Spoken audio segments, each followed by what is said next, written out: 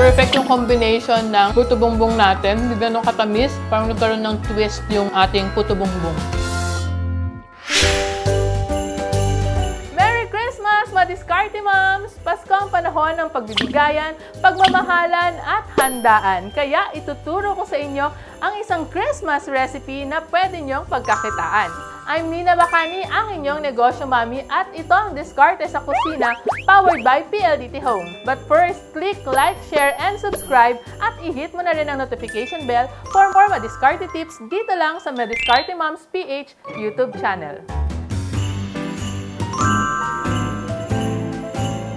Ngayon pa lang, tuturuan ko na kayong magluto ng puto bongbong overload. Masarap at very affordable.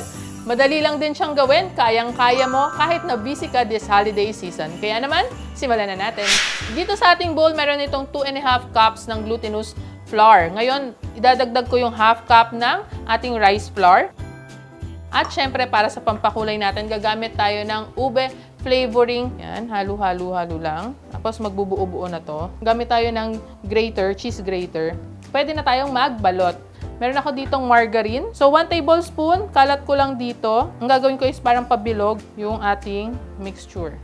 Tupi lang natin sa ilalim. Pwedeng nakatali ng ganito o kaya naman yung nakatupi. At nakabalot na tayo ng ating mga puto bongbong. Ngayon naman, ilalagay na natin sila. Lutuin lang natin yung ating puto bongbong ng 15 to 18 minutes. After 15 minutes, ilalagay na natin or ipapackaging na natin. Ang gagamitin natin ay aluminum pan round. Ito yung mga 6 inches. I-layer lang natin dito. So, 10 to 15 strips siya. Move lang hanggang sa ma-fill out yung space. Papahiran natin ng margarine. Tapos, lalagyan natin ng nyog. So, meron tayo ditong leche flan. Kung wala kang leche flan, pwede naman nyog tapos muscovado sugar. Masarap yan, may cheese, 'di ba? Para pambalanse, may tamis, may alat. At ang finale natin ay ang ating kondensada. At ito na ang ating puto bongbong overload. At para sa costing ng ating puto bongbong overload, nakagawa ako ng 3 good for sharing 2 to 3 persons yan. Ang puhunan ko po dito ay 213 pesos or pumapatak na 71 pesos each. Pwede natin itong maibenta ng 150 pesos up to 180 pesos. Pwede mo pang taasan, depende sa market mo.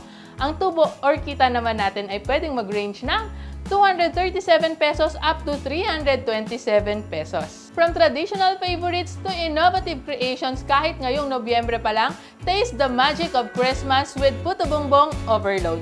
Don't forget to like and share this video and subscribe to Madiskarte Moms PH YouTube channel. I'm Mami Nina at ito ang Diskarte sa Kusina powered by PLDT Home. Merry Christmas!